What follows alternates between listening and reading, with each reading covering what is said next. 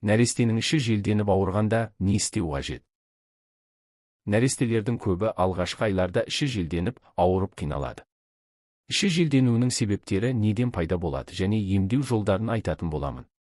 Біріншіден, сәбилердің алғашқы айларда әлі ішектері дұрыс дамымағандықтан желді шығара алмай, іште шаншу тудырады. Екіншіден, баланы дұрыс емізбегеннен. Яғни, баланың аузын емшек ұшы толық жаппай, бала ішіне ауа кетеді.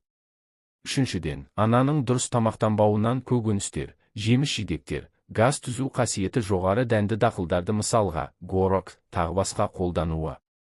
Төртіншіден, баланың ағзасына сай келмейтін смесь бергеннен. Баланың іші желденуінің алдын алу үшін не істейміз? Бала туылғаннан бастап дұрыс емізуді қолға аламыз, ауа кетіп қалуын болдырмау керек. Бала жасанды тамақтандырылатын болса, бутылканың соскасының ыңғайлысын таңдап алу керек, ауа кетіп қалмау үшін. Баланы емізіп болған соң, тық қалыпта ұстап кекіртіп алу керек. Өзіңіз дұрыс тамақтануыңыз керек. 2-3 ай диета ұстау керек. Яғни көкөністер, жеміс-жидектерді, газ түзуші клетчаткаға бай тағамдарды, газлы сусындарды шектеу.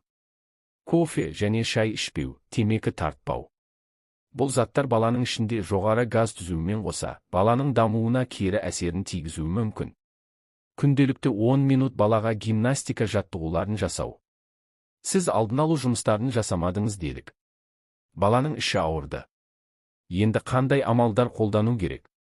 Біле жүріңіз, баланың ішін сағат тілі бағытымен айналдыра уқалау, ішіне жаялықты үтіктеп, ыстық етіп байлау, баланы ішімен жатқызу, екі аяғына велосипед жаттығуын жасау, екі аяғын кезекпен тізе буында бүгіп велосипед айдап бара жатқандай қимылдату, екі аяғын бір бағытта ішіне қарай апарып іштегі желін шығаруға көмектесу, укроп қайнатылған су, медикаментозды ем, яғни эспумизан, баботик.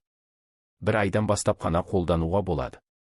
Алайда ескеретін жағдай, көбісі жел шығара алмады деп, балаға арнайы жел шығарғыш трубкаларды қолданып жатады. Оны қолдануға болады, бірақ көп емес. Яғни оған көп әуестенудің қажеті жоқ. Себебі ішектер өзі реттеп үйренуі, дамуы керек. Видео ұнаса арнама тіркеліп, өз пікіріңізді білдіре кетіңіз. Сіздің пікіріңіз біз үшін өте маңызды. Рахмет.